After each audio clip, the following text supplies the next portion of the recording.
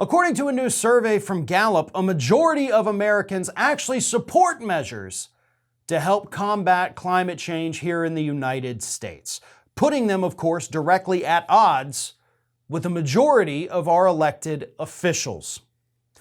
Here are just some of the results from this poll. Let me read these. 89% favored providing tax credits to incentivize installing clean energy systems in homes. 3/4 favored tax incentives for businesses to use clean energy systems. 59% supported Biden's recent initiative to use federal money for electric vehicle charging stations across the country. 61% favored providing tax credits for those who purchase electric vehicles. 62% supported strict limits on the release of methane and natural gas production. 71% favored higher fuel efficiency standards for vehicles. And then there's this part, and let me read this, but first let me give you a preface, okay? This is from The Hill.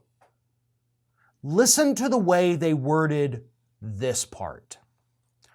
Just below half of respondents, 42%, generally prioritized economic growth over protecting the environment, while 11% more prioritize environmental protection over economic growth. So the way they worded it, this was directly from The Hill, the way they worded it makes it kind of sound like maybe people think we should prioritize economic growth because instead of saying by 53% to 42%, people favor environmental protection over economic growth, they worded it weirdly so you wouldn't understand it. That is an absolute malpractice of journalism coming from The Hill with that single quote, designed to make you think that things aren't the way they are. And that is beyond infuriating for me. So yes, 53% of the public says prioritizing environmental protection is more important than prioritizing economic growth. But even that, in and of itself, is a bit of malpractice on behalf of Gallup, who asked the question. Because by asking that question, you are implying that the two things are completely separate, that you cannot have both environmental protection and economic growth, and that's a lie.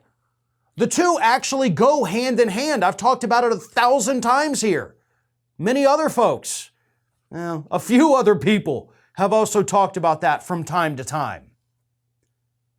For every dollar we invest in clean energy or environmental protection and regulations, we get between a $7 and $9 return for the economy.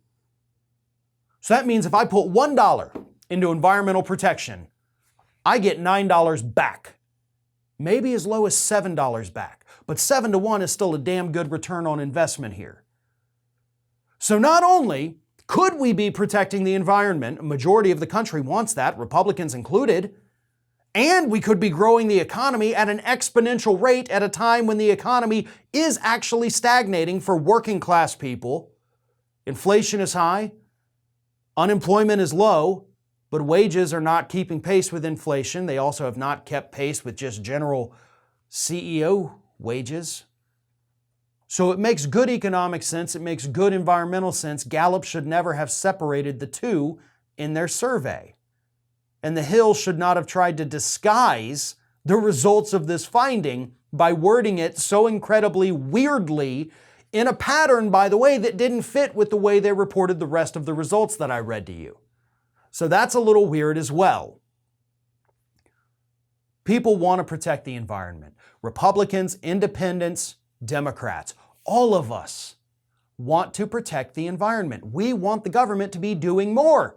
We want tax credits for renewable energy vehicles, electric vehicles.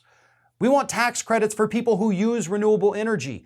We want methane limits. We want higher fuel economy standards. All of us.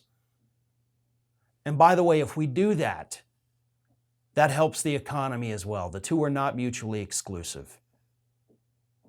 It's good economic sense, it's good environmental sense, but unfortunately, far too many of our politicians are paid off by the right corporations to continue ignoring polls like this and voting in favor of their corporate overlords. Thanks for watching, and if you like what you saw, don't forget to like, comment, share, and most importantly, subscribe to our Ring of Fire channel here.